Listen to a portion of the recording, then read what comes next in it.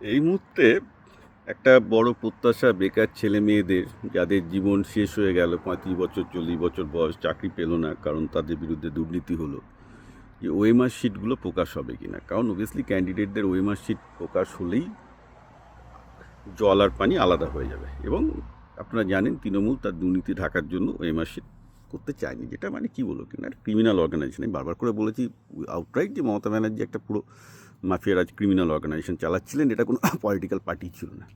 তো এখন প্রশ্ন হচ্ছে যে, যেটা বিতর্ক উঠে গেছে, যে শুভেন্দু কি এই শিক্ষা কেলেঙ্কারি পুরোপুরি উন্মোচন করবেন? কারণ বামপন্থীরা বলছে শুভেন্দু নিজেই তো টেট কেলেঙ্কারি অর্থাৎ প্রাথমিক স্কুল শিক্ষক নিয়োগের কেলেঙ্কারিতে টাকা খেয়েছেন এবং দুর্নীতির সাথে যুক্ত ছিলেন।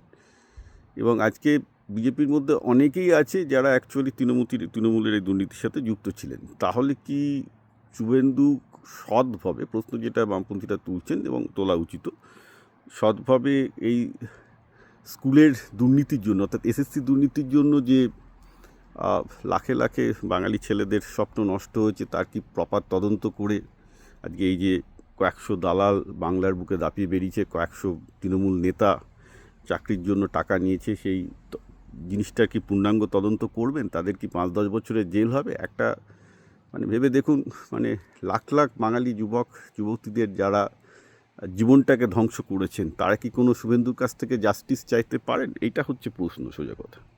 তো তার প্রথম ধাপ হচ্ছে ওএমআর শিট তো দিয়েছে এবং শুভেন্দু প্রতিশ্রুতি দিয়েছেন। দেখা যায়, দেখুন আমি বলবো যে এটা নতুন গভর্নমেন্ট ক্ষমতায় এসছে, আগ বাড়িয়ে তিনি করতে পারবেন না, কারণ তিনি নিজের টেট কেলেঙ্কারির সাথে যুক্ত ছিলেন। এইসব কমেন্ট আমি করতে চাই না, বলবও না। আমি বলবো তার করা উচিত, তাকে সময় দিন, সবে ক্ষমতায় এসছেন, 1-2 মাস দেখুন কি হয়।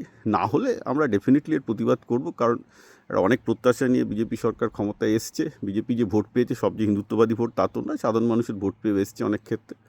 এবং তাদের একটা প্রত্যাশা যে বিজেপি সরকার এসে তৃণমূলের প্রতিটি নেতার দুর্নীতির, প্রতিটি পুলিশ কর্মীর দুর্নীতির, প্রতিটি দালাল, তৃণমূলের দালালের দুর্নীতি তদন্ত করবে, ওএমআর শিট প্রকাশ করবে, ট্রান্সপারেন্সি করবে।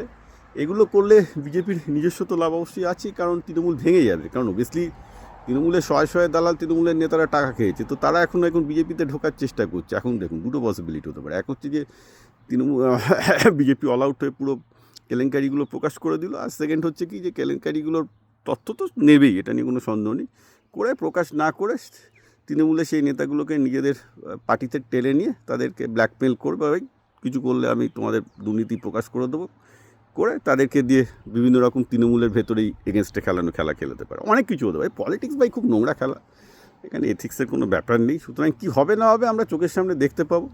আপনারা বলছেন তৃণমূল আনএথিক্যাল ছিল, ডেফিনেটলি আনএথিক্যাল ছিল, তার জন্য লাখে লাখে ছেলে মেয়েদের জীবন নষ্ট হচ্ছে, সবই ঠিক। এবার তৃণমূল এসে কিসের রাজনীতি করবেন বাংলায়, তারা একটা সুযোগ পেয়েছেন, দেখা যাক।